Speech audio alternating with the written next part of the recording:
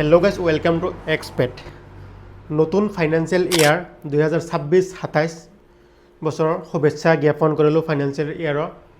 আৰু এই ভিডিঅ'টা information video' যিহেতু আপোনালোকে গম পায় আমাৰ এক্সপেট কোম্পানীৰ লগত যোনবিলাক বন্ধু দাদা বা ফ্ৰেণ্ডসকল জড়িত হৈ আছে বা কাষ্টমাৰ্ছ জড়িত হৈ আছে, তো সিহঁতক এটা ইনফৰ্মেশ্যন দিম বুলি মানে ভাবিছিলোঁ, কিয়নো সিহঁতে আমাৰ লগত এটা ফ্ৰেণ্ড হিচাপত বা এটা টিম হিচাপত ইমান দিন হ'লেও জড়িত হৈ আছে, সেইবাবে এটা ইনফৰ্মেশ্যন দিব পৰা গৈছে। আৰু ইনফৰ্মেশ্যনটো এইটোৱে হ'ব, যিটো আপোনাৰ 2025-26 বৰ্ষ আছিল, সেইটো আপোনাৰ যিটো ফাইনেন্সিয়েল ইয়েৰ আছিল তাত বস্তুৰ ৰেট অলপ কম আছিল।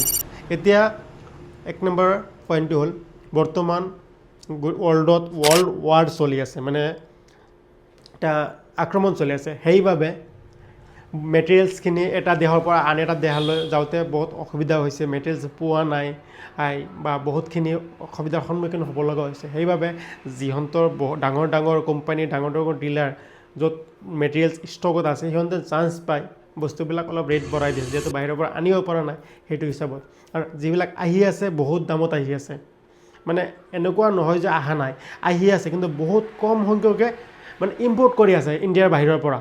কিয়? প্ৰাইচ বাঢ়িছে আৰু ভয়ত যদি কিবা এটা হৈ যায়, সেই ভয়তে মেটেৰিয়েলছ কমকৈ অৰ্ডাৰ কৰি আছে। যাৰ তাত ষ্টকত আছে সিহঁতে মানে ৰাজা হৈ বহি আছে। এনেকুৱাও কৰি আছে আমাৰ সৰু সুৰা কোম্পানী বা সৰু সুৰা ডিষ্ট্ৰিবিউটাৰ বা সৰু সুৰা মেনুফেকচাৰৰ লগত।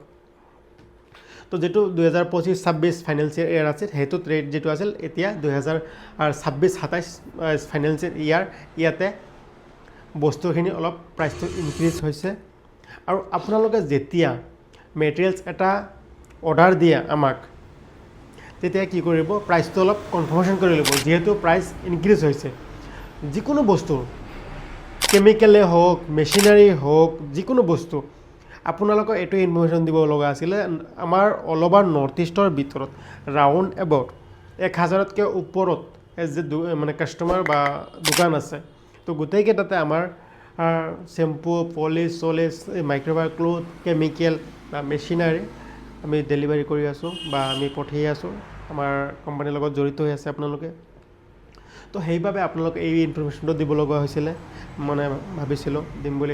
আজি দিলোঁ 1 এপ্ৰিল। 1 এপ্ৰিলৰ পৰা 2026-27 নৱবৰ্ষ, মানে আপোনাৰ ফাইনেন্সিয়েল ইয়াৰ, নতুন বছৰ। তো আপোনালোকে যেতিয়া অৰ্ডাৰ দিয়াৰ আগতে আপোনাৰ কি কি অৰ্ডাৰ দিব আৰু প্ৰাইচটো আগতে কনফাৰ্ম কৰি ল'ব, তাৰপিছত অৰ্ডাৰটো প্লেচ কৰিব। লগতে আৰু এটা কথা, মেচিনাৰীটো প্ৰাইচ বহুত বেছি ইনক্ৰিজ হৈছে, কেমিকেলতো বহুত বেছি ইনক্ৰিজ হৈছে, কিন্তু আমি ইমানো ইনক্ৰিজ কৰিব পৰা নাই। কিয় পৰা নাই? যিটো বস্তু আপোনালোকক 100 টকাত দি আছোঁ, এইটো কি কৰিম, 110 টকা বা 120 টকা, 130 টকা ইমানেই বঢ়াব পাৰিম। কিন্তু 100 টকাৰ বস্তু আমি 300 টকা ল'ব পৰা নাই। কিয় ল'ব পৰা নাই? আপোনালোকে আমাৰ লগত ইমান দিন ধৰি জড়িত হৈ আছে। তো পটককৈ বস্তু এটা ভৰাই দিলেও আপোনালোকৰ লগত এটা আমাৰ সম্বন্ধটো বেয়া হ'ব, যে ইমান কিয় বঢ়াইছে, 100 টকাৰ 300 টকা কেনেকৈ পচিবল হয়? তেনেকুৱা কৰা নাই। কিন্তু বহুত কোম্পানী আছে এনেকৈ কৰিছে, আমি এনেকৈ কৰিব পৰা নাই। আপোনালোকৰ লগত আমাৰ এটা ৰিলেশ্যন আছে, আৰু ৰিলেশ্যনটো ভৱিষ্যতলৈ আগলৈকে যাতে আগন্তুক দিনলৈকে আমি আপোনালোকৰ লগত জড়িত হৈ থাকিব পাৰোঁ, সেইবাবে এনেকৈ কৰা নাই। লাগিলে আমাৰ মাৰ্জিন নাথাকক, তথাপিও যিটো প্ৰাইচ আমি দিব পাৰিম সেইটোৱে চেষ্টা কৰি আছোঁ, বেষ্ট টু বেষ্ট প্ৰাইচ দিবলৈ। এইটো এটা ইনফৰ্মেশ্যন ভিডিঅ'।